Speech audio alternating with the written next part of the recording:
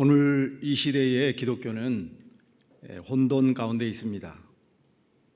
세상에서 신뢰감을 주어야 할 교회는 부적절한 모습 때문에 세상의 지탄을 받는 집단이 되고 교회의 위상이 급격하게 무너지고 있습니다. 그래서 교회가 전하는 복음이나 전도가 먹히지 않고 있습니다. 왜 그렇습니까? 교회의 말이 신용이 떨어졌기 때문에 그렇습니다. 교회가 전하는 말이 사람들에게 신뢰받지 못하고 있고 사람들에게 교회는 조속거리가 되고 있기 때문에 그렇습니다.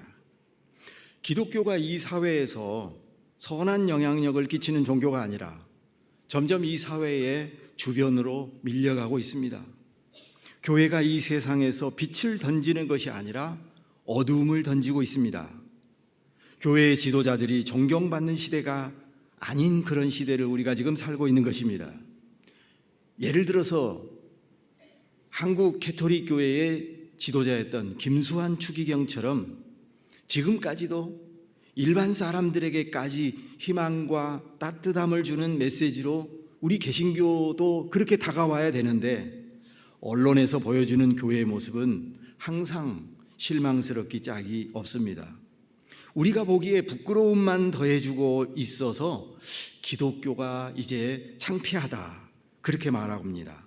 기독교인이라는 것이 그리 세상 사람들보다 더 고상한 삶의 가치를 추구한다는 말을 들어야 되는데 세상 사람들보다 더 종교적인 경건함을 추구하고 있다는 평판을 받아야 되는데 기독교인들이 더 부패한 사람들이라고 지탄을 받고 있고 그들이 더 세속적인 욕망을 추구하는 인간들이라는 말을 듣고 있다면 이런 기독교는 더 이상 희망을 두기가 어려울 것입니다.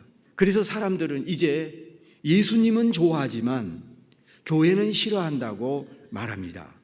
교회에 머물러 있는 것이 오히려 종교적인 가치를 추구하는데 방해가 된다고까지 말하면서 교회와 작별을 하는 가난한 성도들이라는 그런 사람들이 출현하고 있습니다. 그런데 이상합니다. 분명히 교회들이 교회 지도자들과 목회자들의 모습이 세상으로부터 지탄을 받고 있는데도 비난을 받고 있음에도 불구하고 그런 교회들이 여전히 견고하다는 것이죠. 그런 교회인데도 주일 예배마다 사람들로 꽉꽉 들어차고 있는 것을 봅니다. 혹시 우리가 거짓된 정보에 휘둘리고 있지는 않습니까? 우리가 지금 교회의 모습을 너무 과장되게 해석하고 있어서 그러지 않을까요? 우리는 어쩌면 교회에 대한 세간의 평가에 지나치게 잘못된 정보와 왜곡된 정보를 가지고 있는 것은 아닐까요?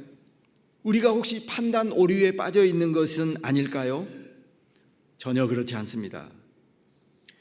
저는 지금의 기독교를 한 세 가지 정도로 이렇게 생각해 볼 수 있겠습니다. 첫째는 구원에 중점을 두는 기독교가 있습니다.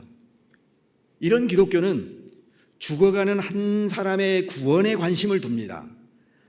영혼 구원을 위해 복음 전도하는 데 초점을 둡니다. 물론 구원에 힘쓰는 교회가 잘못된 것은 절대 아닙니다. 교회가 그리스도의 복음을 증거하고 사람을 구원하는 일은 당연한 것입니다. 그러나 이것만으로는 충분하지 않습니다. 이것만으로는 온전한 교회라고 할 수 없습니다. 지금 한국 교회의 과제는 당신은 구원받았습니까? 이것을 물을 때라기보다는 당신의 구원은 어떤 구원입니까? 당신은 구원에 합당한 삶을 살고 계십니까? 이것이 더 중요하다고 생각해요. 예수 믿고 이 다음에 천국 가서 영생을 누리는 그런 구원에만 머물러 있고 이웃과 세상을 생각하지 않는 구원은 차라리 아주 지독스럽게 이기적인 구원이 될 수가 있습니다. 이 구원은 부족한 구원입니다. 이런 구원은 잘못하면 차라리 해악이 될 수 있는 구원입니다. 성경이 말하는 구원은 온 세상의 구원이지요. 나와 이웃과 세상의 구원, 온전한 구원, 이것을 말하고 있습니다. 우리의 구원은 이것으로 나아가야 됩니다. 두 번째 기독교는 실용적인 기독교가 있습니다. 이런 기독교는 교회가 나에게 무엇을 주는가에 관심이 있어요. 이 기독교는 내가 예수 믿으면 나에게 어떤 유익이 있을까? 어떤 혜택을 입는가? 이걸 따지는 기독교예요. 어떤 사람들은 교회를 출석할 때 주차 시설이 편리한 곳을 찾습니다. 그렇다면 그 사람은 실용적인 그리스도인이에요. 어떤 사람들은 큰 교회를 선택하는데 그 이유가 뭐냐면 내가 이런 교회를 다니고 있다. 그리고 그 교회를 출석하면 사회의 저명 인사들과 이렇게 교제를 할 수 있고 자기의 사회적 위상을 내가 그 교회에 소속된 신자라는 것 때문에 자기의 어떤 존재감을 높이는 그런 목적이라면 이런 게 바로 실용적인 기독교이죠. 제가 들은 어떤 이야기에는 장의사를 하시는 어떤 분은 큰 교회를 선택을 해야 된다고 그래요. 그러면 이제 그것이 자기 사업과 연결되기 때문에 그렇습니다. 그 교회가 그리고 그 교회 목회자의 설교가 어떤 삶의 가치와 목표를 가지고 말씀이 증거하고 있는가, 이런 것에는 아무 관심이 없어요. 그저 그 교회가 좋은 시설을 갖추고 있는가, 접근성이 좋은가, 나에게 어떤 실질적인 혜택을 주는가, 내 마음을 교회 가면 항상 즐겁게 만들어주고 축복의 말씀을 주기만 하면 그만이다, 이렇게 생각하는 사람들, 예수 믿으면 만사가 잘 풀리고 그리고 모든 하는 일이 잘 되는 그런 쪽으로만 귀를 기울이면서 교회를 찾는 신자들은 바로 전부 다 이런 것이 전부 다 실용주의 그리스도인들입니다. 세 번째 기독교는 바로 우리가 추구하는 세상의 빛과 소금의 역할을 하는 기독교이지요. 이 기독교, 이런 교회는 가치를 추구하는 기독교입니다. 선한 가치, 보다 아름다운 가치를 추구하는 기독교라고 할 수가 있겠습니다. 이런 기독교인들은, 이런 교회는 예수님의 가르침을 최우선에 두면서 그리스도인들의 삶의 가치를 그대로 살아가려고 노력하는 기독교이고 바로 그런 교회일 겁니다. 그런데요, 이런 교회는요, 놀라운 양적 성장을 가져오기가 힘들어요. 왜냐하면 예수를 쉽게 믿으려고 하는 사람들에게 이런 교회는 불편하거든요. 여러분, 정말 오늘날 목회자들이 우리 한국 사회가 가지고 있는 이런 좀 불평등하고 이 사회의 어떤 모습이 건강하지 못한 것을 직설적으로 설교를 통해서 말씀을 근거로 해서 한다면 대형교회에 있는 많은 사람들이 그 의자에 편안하게 앉을 수 있겠어요? 모든 사람들이 부동산에 연루되어 있고 건전한 부동산이 아니라 다른 편법과 불법으로 이루어지는 그런 불로소득을 노리는 그런 사람들이 많을 텐데, 우리나라에서 부를 쉽게 획득하는 방법은 아직까지도 그런 방법일 텐데 그런 분들이 그 설교를 편안하게 들을 수가 없잖아요. 그러니까 목회자들은 하나님을 바라보는 것 같지만 사실은 사람 눈치를 가장 많이 보는 사람들이 목회자들입니다. 직업병이에요, 여러분. 그러니까 이런 교회에 사람들이 잘 찾아오지 않습니다. 한국교회는 바로 이런 교회가 되어야 될 겁니다. 그러므로 한국교회의 질문은 이제 달라져야 된다고 생각합니다. 이제 사람들에게 당신은 교회에 다니고 있습니까? 이렇게 묻는 데서 그치면 안 돼요. 교회를 다니는 당신은 어떤 삶의 가치와 목적을 추구하고 계십니까? 이것을 물어야 될 것이에요. 당신은 목사입니까? 장로님이십니까? 권사님이십니까? 제발 교회 직분 가지고 그 사람의 신앙 인격을 평가하지 마십시다. 당신은 정말 목사다운 목사요. 어떤 장로님이십니까? 당신은 권사님이신데 어떤 권사님이십니까? 이것을 우리가 물어야 될 것 같아요. 여러분, 교회가 세상에서 빛과 소금의 역할을 하려면 어떻게 해야 되겠습니까? 그러면 이 세 번째 기독교가 되려면, 이 세 번째 종교 교회가 되려면요, 사람들은 그렇게 말해요. 예, 이제 우리 교회가 빛과 소금의 역할을 합시다. 그러면 우리 교회가 우선 예산을 더 늘려서 사회를 위해서, 이웃을 위해서 투자합시다. 이제부터 우리 교회는 예산의 30%를, 아니 60%를 사회에 환원하도록 합시다. 그래서 사회복지의 재정을 사용하고 교회 밖에 그 예산을 사용하기만 하면 여러분 다 된 것일까요? 저는 아니라고 생각해요. 여러분, 조그만한 소형교회나 개척교회가 사회를 위해서, 가난한 이웃을 위해서 투자하는 그 액수하고 한국에 있는 유명한 대형교회가 사회복지나 이런 그 사회를 위해서 투자하는 액수를 비교하면 비교가 되겠습니까? 비교가 안 돼요. 수십억의 물질이 투자되고 있지 않습니까? 대형교회 많은 교회들이 복지센터를 만들고 있지 않습니까? 복지기관을 직접 운영하고 있지 않습니까? 복지 담당 교육자를 세워서 일을 하고 있어요. 통일에 관련된 그런 어떤 기구가 있습니다. 다양한 형태의 연구소가 있습니다.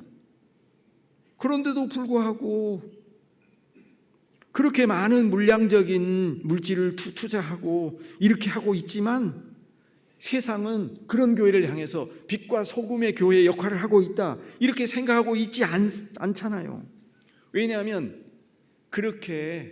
그것은 뭐냐면은 어떻게 보면 이 부자의 밥상에서 떨어지는 부스러기 한 조각을 던져주는 것에 불과하기 때문입니다. 그 자신의 부요한 삶의 존재 방식은 바꾸지 않고 그냥 남아도는 그 잉여의 재산의 일부를 이렇게 살짝 던져주는 것을 세상이 알기 때문에 그래요. 그리스도인의 삶의 가치와 존재 방식을 근원적으로 바꾸지는 않고 그 삶의 방식은 여전히 비도덕적이고 올바른 그런 삶의 방식으로 바뀌어지지 않은 채 일부를 떼어서 던져주는 형식의 이런 것들이기 때문에 안 되는 것입니다.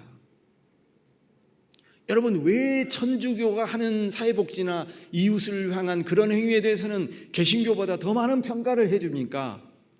우리 개신교가 사실은 물량적으로 볼 때는 훨씬 더 많은 선교사와 훨씬 더 많은 사회복지 영역에 물질을, 재정을 투자하고 있다고 생각합니다. 그런데 왜 우리 개신교회는 당신들은 여전히 탐욕적이고 이기적이고 당신들은 당신 교회밖에 모른다고 사람들은 그렇게 평가할까요? 캐토릭 교회는요, 덜 자본주의적이에요.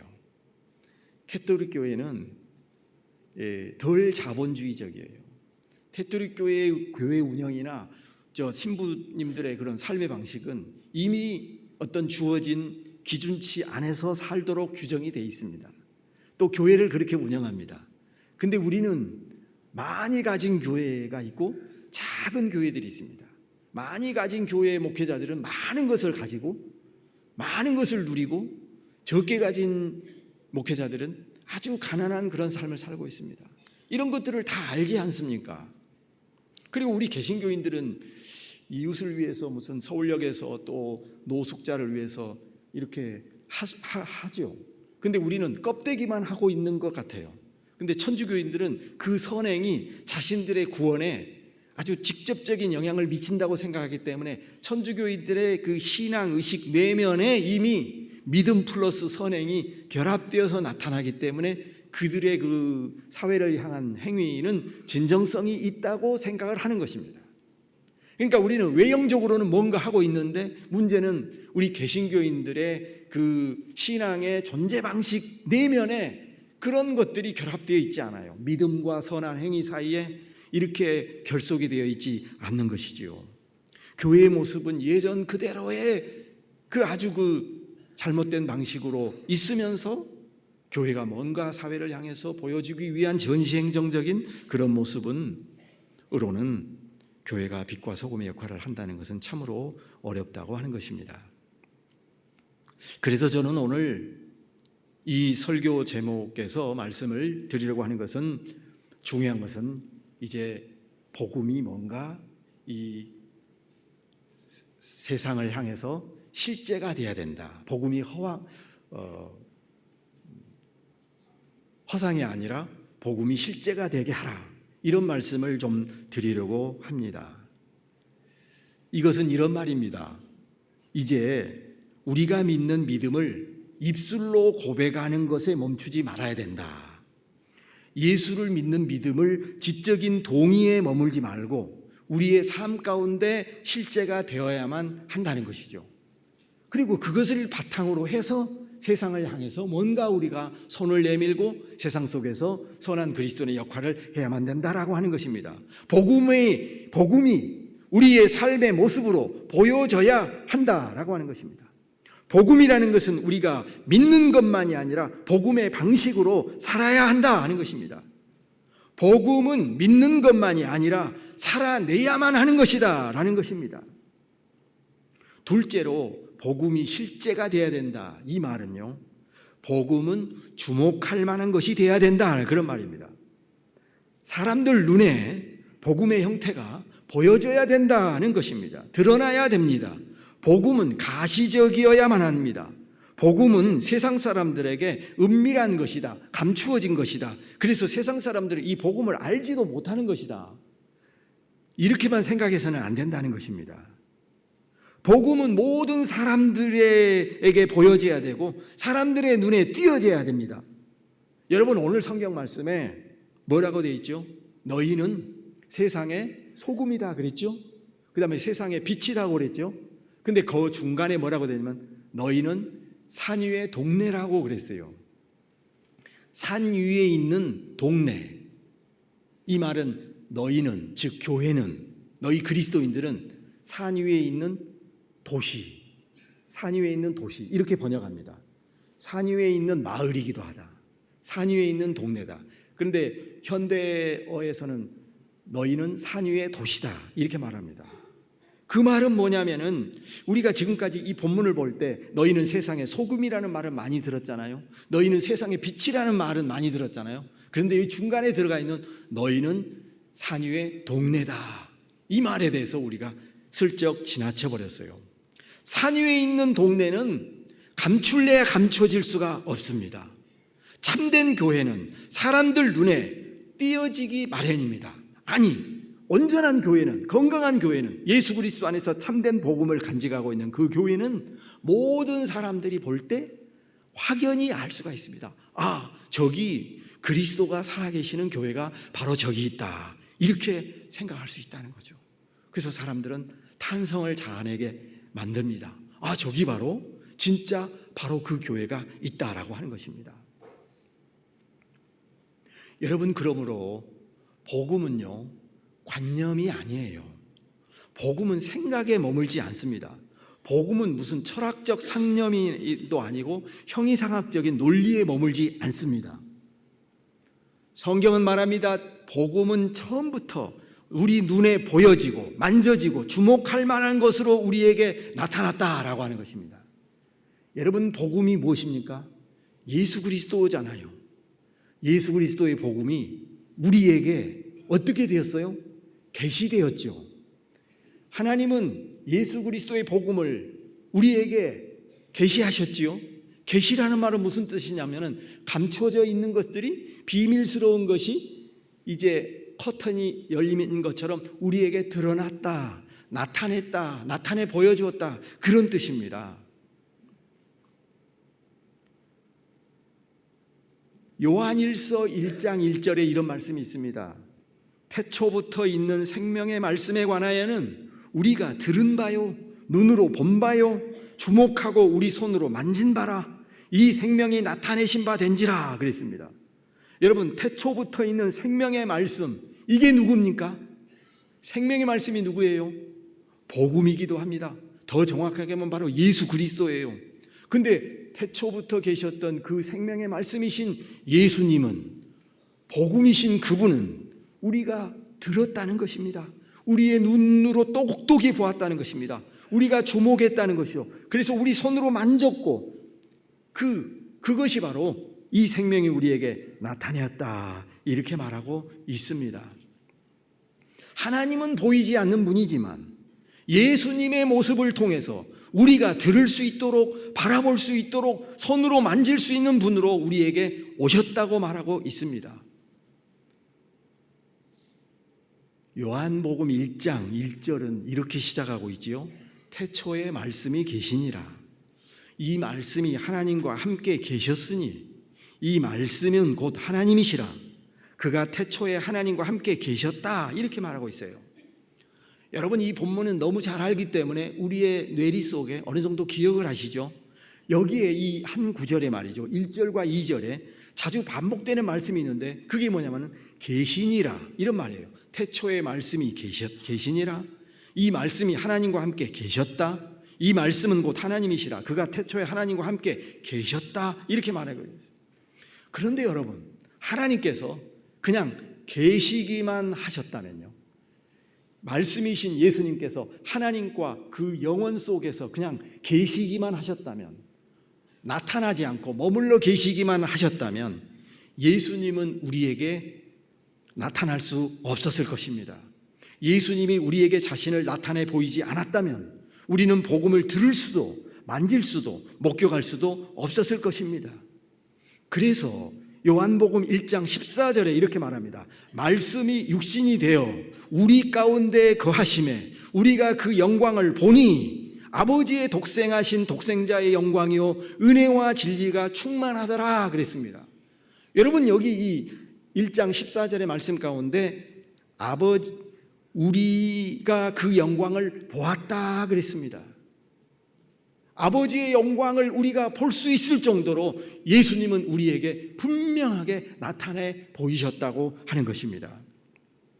말씀이신 주님께서 육신이 되어 육을 입으시고 우리 가운데 내려오셨습니다. 하나님은 예수 그리스도라는 인간의 모습으로 육체를 입고 자신을 계시하셨습니다. 예수님을 우리에게 보여주셨기 때문에 우리는 그분을 알고 그분을 믿고 우리의 주님이라고 고백하게 되었습니다.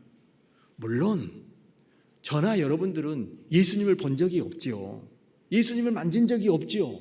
예수님을 주목한 적이 없죠. 그러나 우리들의 믿음은 어디에 서 있냐면 바로 예수님을 보았던, 예수님을 목격했던, 예수님을 만졌던 사도들의 신앙의 터 위에 서 있습니다. 그들이 내가 예수를 보았고 예수를 만졌고 예수님의 말씀을 들었던 그 말씀을 그 다음 사람들에게 전달해 준 것을 우리가 그것을 사도적 신앙으로 받아들였기 때문에 우리는 예수 그리스도를 주님이라고 믿는 것입니다. 여러분, 참으로 우리의 신앙을 생각하면 굉장히 위험스럽기 짝이 없는 거 아니에요? 아니, 내가 믿는 믿음의 대상을 본 적도 없고 만난 적도 없는 이 대상을 철석같이 믿고 있으니 말입니다. 과학적으로 본다면 이것만큼 굉장히 위험한 신앙이 없는 거예요. 우리는 예수를 직접 보지는 않았지만, 만나지는 않았지만 예수를 만나고 보았던 사도들의 그 견고한 신앙의 터 위에 우리의 기독교적 믿음이 서 있는 것입니다. 그러므로 여러분, 많은 사람들은요, 기독교 신앙은 보이지 않는 것이다, 기독교는 영적인 것이다, 이렇게 말하는 분들이 너무 많이 있어요. 그래서 사람들이, 어떤 분은 말해요. 진정한 복음은 사람들 눈에 보이지 않는 거다. 참된 복음은 영원한 것이기 때문에 이 땅에서는 참 분간할 수가 없고 눈에 띄지도 않는다. 예수님의 복음은 육적인 것이 아니니까 영적인 차원이므로 만질 수도 없고 들을 수도 없고 주목할 수 없는 것이다.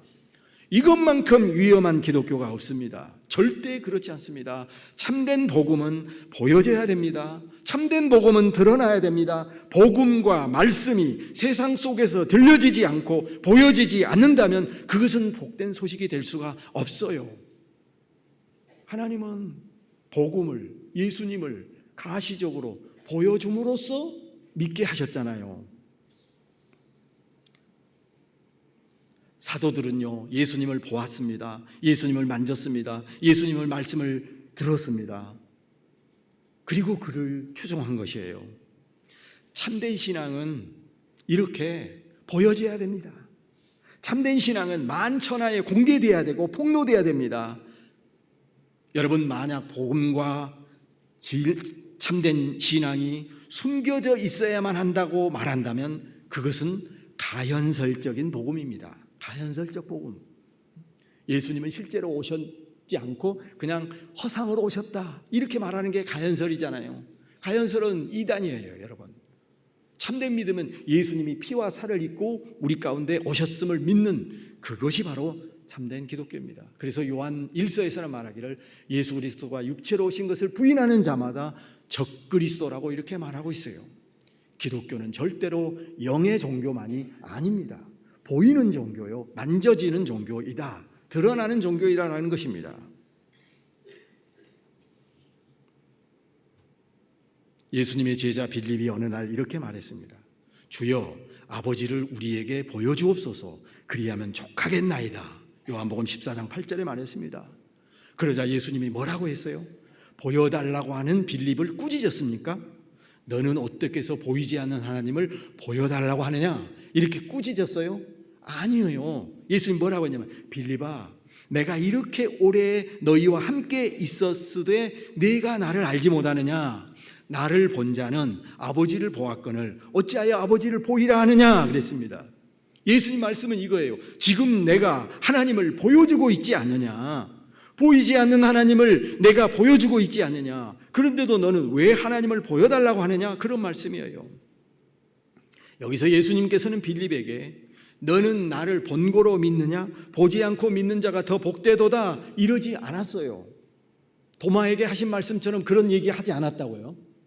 그러면 우리는 도마가 질문했잖아요. 너는 나를 보았기 때문에 믿느냐? 보지 않고 믿는 자가 더 복되도다 그렇게 말씀하셨지만 성경을 좀 더 객관적으로 공정하게 본다면요, 왜 부활하신 예수님은 자꾸 자기를 보여주셨어요? 그랬잖아요. 보고는 자꾸 만지라고 그랬잖아요. 생선을 같이 제자들하고 먹잖아요. 그래서 내가 진짜로 살았다는 것을 실물적으로 증거해 주고 있습니다. 그러면서 도마에게 그런 말씀, 보지 않고 믿는 자가 복되다고 하시긴 하셨지만 창작 여기 옆구리를 만져보아라 그랬어요. 감각적으로 눈에 보였어요. 우리 눈에 똑똑히 드러나서 보이시는 부활하신 예수님을 보고 믿으라 이렇게 하신 것입니다. 여러분, 복음이라는 것은 눈에 보이지 않는 희미한 것이라고 생각을 해서는 안 되겠습니다. 정말 복음은 뭔가를 정말 보여줘야 돼요. 영국의 유명한 신약 성경 학자인 톰 라이트가 이것이 복음이다 라고 하는 책이 있어요. 이 책에서 번역되어 있는 이 책에서 말하기를 복음이 뭐냐면은, 복음은 예수님이 시대의 복음은 이런 것이었답니다. 예수님이 들려주신 그 복음은 뭔가 복음이 들려지는 곳마다 뭔가 분명하게 달라지는 어떤 그런 실제였다는 거죠. 자, 여러분, 제가 실제라는 말을 썼는데 여기서 우리가 실제하는 어이를 쓰는 그런 실제는요, 프랙티컬하는 그런 뜻이잖아요. 근데 여기서 실제 아이라는 말은 복음이란 리얼리티라고 하는 거죠. 복음이란 어떤 관념에 머물지 않는다는 거죠. 복음이라는 것은 그냥 이렇게 은밀한 것이 아니라 실제로 일어나는 그 무엇이 돼야 된다는 거죠. 예수님의 복음이 가장 실제를 보여준다고 하는 증거가 어디 있냐면 십자가와 부활의 사건입니다. 십자가와 부활이 일어남으로써 기독교의 복음은 이것은 허상이 아니라 실제라는 것을 보여주었습니다. 그리고 그 복음을 믿는 모든 사람들의 삶에 뭔가 놀라운 변화가 일어났다라고 하는 것이 복음의 핵심이라는 것입니다. 톰 라이트라는 신학자는 말하기를 복음이라고 하는 것은, 복음을 믿는다고 하는 것은 그냥 내가 내 영혼이 죽어서 천국 가는 그런 의미를 말하는 게 아니라 복음을 믿는 모든 사람들이 새로운 삶의 방식으로 살아가는 것 때문에 예전에는 전혀 상상하지 못했던 새로운 실제를 보여주는 그것, 이것이 바로 복음이라고 하는 것입니다. 예를 들자면 삭개오가 예전에는 이렇게 다른 사람의 이 세금을 더 많이 징수를 해서 자기의 부를 축적한 그런 삶을 살았는데 복음이신 예수님을 만나면서 이 삶의 전체가 완전히 변화되었다는 거죠. 그래서 나는 이렇게 살겠습니다. 이런 변화를 보여주는 것, 이것이 바로 복음의 실제라고 이렇게 말합니다. 그래서 톰 라이트가 말하기를 복음이라는 것은 이렇게 한번 살아보시겠습니까? 기독교는 이런 것이 있다고 하는데 당신 생각에는 어떻게 생각하세요? 라고 하는 충고를 던지는 것이나 의견을 말하는 이런 것이 아니랍니다. 복음이라는 것은 예수님은 십자가에서 죽으셨고 부활하셨다고 하는 이 말씀을 던지고 그 말씀을 믿는 모든 사람들의 삶 속에 뭔가 놀라운 어떤 일이 일어났고, 그래서 세상은 어떤 변화가 일어나는, 이것이 바로 복음의 본질이다라고 하는 것입니다. 복음이란 이런 것입니다. 복음의 실제라고 하는 것은 그것을 들은 사람들이 옛 질서의 삶의 방식을 버리고 일체의 새로운 종제 방식에 따라 그들의 삶 전체를 새롭게 변화시키는 것, 이것이 바로 복음이라고 하는 것입니다. 여러분, 우리 기독교의 복음은 종교나 도덕체계나 철학에 관한 어떤 생각과 논증을 논하는 그런 것이 아니라 그것이 너무나도 좋은 소식이기 때문에, 하나님 나라의 소식이기 때문에, 하나님 나라의 소식이 들려지는 그곳에는 개인적이든 사회적이든 공동체적이든 놀라운 변화가 일어난다고 하는 그런 사실입니다. 그런데 여러분, 지금 우리 기독교는 어떻습니까? 기독교가 정말 이 사회 속에서 실제가 되고 있습니까? 여러분, 이 말은 기독교의 복음은 이 세상에서 허구가 아니라 실제라는 것을 눈으로 보여주고 있느냐, 이런 말입니다. 그래서 우리가 믿는 이 복음이 이 사회에 근본적인 변화를 주는 원리나 지침으로 제시되고 있는가, 이런 말입니다. 다시 말합니다. 우리 교회 안에는 예수님이 보여지고 있습니까? 설교에서 예수님이 보여지고 있습니까? 아니면 교회 안에 사람의 모습, 사람의 자랑, 사람의 냄새로 가득하지는 않습니까? 우리의 예배에서는 예수님의 복음이 들려지고 예수님의 모습이 보여지고 있습니까? 많은 사람들은요, 예수님을 건물로 보여주려고 해요. 교회 안에 예수님이 살아계셔야 되는데 사람들은 웅장한 교회 건물을 통해서 여기에 살아계신 주님이 계십니다, 이렇게 말하려고 한다고요. 사람들은 성도들의 숫자가 많으면 거기에 예수님이 계시고 거기에 성령님이 역사한다고 이렇게 생각합니다. 교회 건물의 크기가 마치 교회의 본질인 것처럼 착각합니다. 이 아주 가장 잘못된 것입니다. 여러분, 가장 잘못된 우리 생각이 뭐냐면은 우리 교회 가자라고 할 때 많은 사람들이 저기 교회가 있다라고 말할 때 건물로 지어진 그 교회, 그 건물을 교회라고 말합니다. 그러나 여러분, 그것은 아주 착각이에요. 무슨 교회당, 예배당, 이것은 절대 교회가 아니에요. 그것은 우리가 예배 드릴 때, 기도할 때, 교육할 때 모이는 장소에 불과한 것입니다.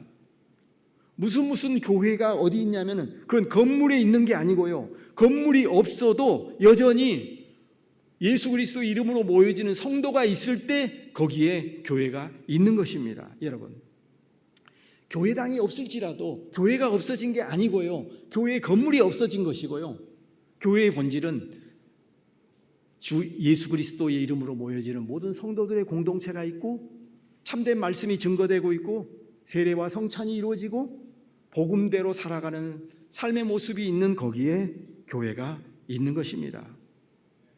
지금 이 세상에, 이 세상 사람들이 교회를 떠나고 교회에 실망한 이유는 교회 안에 예수님이 안 보인다는 것이죠. 사람들은 자꾸 교회 건물로 주님이 살아계시는 것을 보여주려고 합니다. 우리 교회가 이렇게 큰 건물을 가지고 있어요. 그래서 이 교회는 예수님이 계십니다. 여러분, 얼마나 큰 착각입니까? 예수님은 말했잖아요. 두세 사람이 내 이름으로 모인 그곳에 내가 함께 있다고 했지, 수백 명이 모인 곳에, 수천 명이 모인 곳에 내가 함께 있겠다고만 말씀하지 않았습니다. 물론 그렇다고 해서 수천 명이 모인 거기에는 예수님이 안 계시다, 또 그런 말은 아니에요. 그러니까 이다음부터는 이제 다음 주일 여기 모임에서 그래, 우리는 두세 사람만 모이자, 왜냐하면 거기에 예수님 계시니까, 이렇게 생각하면 절대 안 된다고요. 너희는 세상의 소금이다. 소금이 만일 그 맛을 잃으면 무엇으로 짜게 하리요? 후에는 아무 쓸데없어 다만 밖에 버려져 사람들에게 밟힐 뿐이니라. 여러분, 이 모습이 바로 오늘의 기독교가 그런 것 아닌가요? 사람들에게 지탄을 받고 방송에서 질근질근 밟히고 있지 않습니까? 어제도 그것이 알고 싶다 해가지고 연락이 왔더라고요. 신천지인가 어디에서 나뉘어진 어떤 그런 곳인데 여기에 대해서 코멘트를 해달라. 저는 안 한다고 그랬어요. 왜냐하면 제가 잘 알지도 못하거든요. 항상 이 방송이라는 것은 훨씬 더 자극적인 교회의 모습을 비춰주잖아요. 물론 그걸 고발하는 것은 참 좋은데, 또 필요가 있는데, 근데 이게 이 방송 미디어라고 하는 것은 항상 사람들에게 이렇게 호기심 어린 그런 소재거리를 막 던져주기에 급급한 모습도 있다고 생각해요. 건강한 교회도 많고 교회가 올바로 이렇게 하려는 목회자도 많이 있는데 매일 그런 것만이 교회의 전체 모습인 것처럼 이렇게 비춰지는 것도 좀 우리 가슴을 아프게 하는 것 아닙니까? 여러분, 오늘 우리 교회들이 세상 사람들 눈에 선한 영향력을 끼치는 집단이 되고 있지 못한다는 것은 굉장히 서글픈 일입니다. 옛날에는 교회가 세상을 리드했는데 오늘은 그렇지 못하다고 이렇게 말하는데, 맞아요. 옛날 저 구한말 이후에 복음이 증거될 때 기독교는 우리 사회의 문명을 앞당기는 전초기지 역할을 했습니다. 교회를 통해서 학교가 들어오고 병원이 들어오고 복지가 만들어졌어요. 그런데 이제는 그런 것을 교회를 의지하지 않고도 되어지는 시대가 되었을 때 세상은 교회를 향해서 그런 것을 통해서 복음을 보여주는 것이 아니라 너희들이 살고 있는, 너희들이 믿는 정말 본질적인 존재 방식, 삶의 모습을 뭔가 우리에게 보여달라라고 하는 것을 우리에게 요구하고 있습니다. 예수님께서 오셔서 회개하라 천국이 가까웠느니라 라고 말씀을 외치셨고, 그리고 산상수훈의 말씀을 전하셨을 때 사람들이 그 말씀을 마태복음 5장에서 7장까지 들은 다음에 했던 평가는 뭐냐면은 사람들이 전부 다 놀랬습니다. 그러면서 그의 말이, 가르침이, 예수의 가르침이 굉장히 권위 있는 자 같았고 서기관들의 가르침과 같지 아니하더라 그랬습니다. 그건 뭡니까? 이제는 바로 이것이 세상이 우리에게 기대는 것과 똑같습니다. 너희들이 교회가 바로 지금 서기관들과 같은 그런 썩어 빠진 관성화된 그런 종교인들의 모습이 아닌 예수님의 복음처럼, 예수님의 가르침처럼 뭔가 차별화된, 뭔가 대조적인, 뭔가 일반적인 종교의 모습과는 다른, 색다른 그 무엇, 그러니까 이거는 흥미로운 것이 아니고 엔터테인먼트적인 그런 기독교의 모습을 주라고 하는 것이 아니라 뭔가 색다른 새로운 희망, 하나님 나라, 새로운 가치, 새로운 질서, 새로운 삶의 원리를 보여달라고 하는 것 아니겠습니까? 여러분, 지금은요 말의 복음이 통하지 않아요. 예수 믿으세요. 얼마나 공허한 말입니까? 전도지를 들고 갈 때 사람들이 환영하던가요? 그렇지 않습니다. 아파트에다가 던져주는 그 종이 사람들은 쓰레기로 여기고 있을 뿐입니다. 그러면 이건 뭡니까? 이제 말의 전도의 시대는 어떻게 보면 지나갔다고 할 수가 있어요. 이제는 들려지는 복음이 아니라 보여지는 복음이 필요하다는 거죠. 무엇을 통해서요? 물론 무슨 시위라든가 평화운동이나 통일운동이나 이런 것도 중요해요. 그런데요, 그것만 가지고 되지 않아요. 중요한 것은 교회가 교회되어야 하는 것입니다. 교회가 교회다운 모습을 존재 방식을 통해서 보여주는 거예요. 말과 행동과 삶의 라이프 스타일을 통해서 보여주는 것입니다. 우리의 제도와 관습과 그 삶의 패턴이 뭔가 세상 사람들과는 다른 탁월한 그런 모습이 보여질 때 세상은 교회가 던지는 복음을 믿을 것입니다. 너희는 먼저 그의 나라와 그의 의를 구하라. 바로 먹는 것, 입는 것, 마시는 것, 그것이 아닌 그것을 초월한, 그것을 뛰어넘는 탁월한 가치를 품고 새로운 삶의 방식으로 살아가는 바로 그것이 우리들의 삶 속에서 들려질 때, 보여질 때 이 복음은, 이 신앙은 세상 사람들로부터 존경을 받고 세상 사람들이 우리가 말하는 예수를 믿고 그리고 주님 앞으로 돌아오게 되고 교회는 새로운 옛 영광을 회복하는 그런 날이 오게 될 줄로 믿습니다. 하나님 아버지, 참으로 예수 믿는다고 말하기가 부끄러운 그런 시대를 살고 있는데 그것은 또 내 자신이 그렇게 일조하고 있는 그런 부분이 있습니다. 주님, 우리가 먼저 예수님이 말씀하신 삶의 가치와 예수님이 말씀하신 성품이 우리 안에서 새롭게 살아냄으로 말미암아 우리 교회 공동체, 믿음의 공동체 안에서 새로운 삶의 가치가 온전하게 분명하게 드러낼 수 있는, 보여지는 복음, 만져질 수 있는 복음이 되도록 주님 도와주시옵소서. 우리가 세상을 향해서 말하는 것도 중요하겠지만 먼저 우리 자신이 이렇게 악마적인 모습으로 변화되지 않고 우리 자신이 먼저 예수 그리스도의 인격으로 입혀지는 새 사람, 새로운 인격, 새로운 존재로 변화되는 저희가 되게 하여 주시옵소서. 예수님의 이름으로 기도드립니다. 아멘.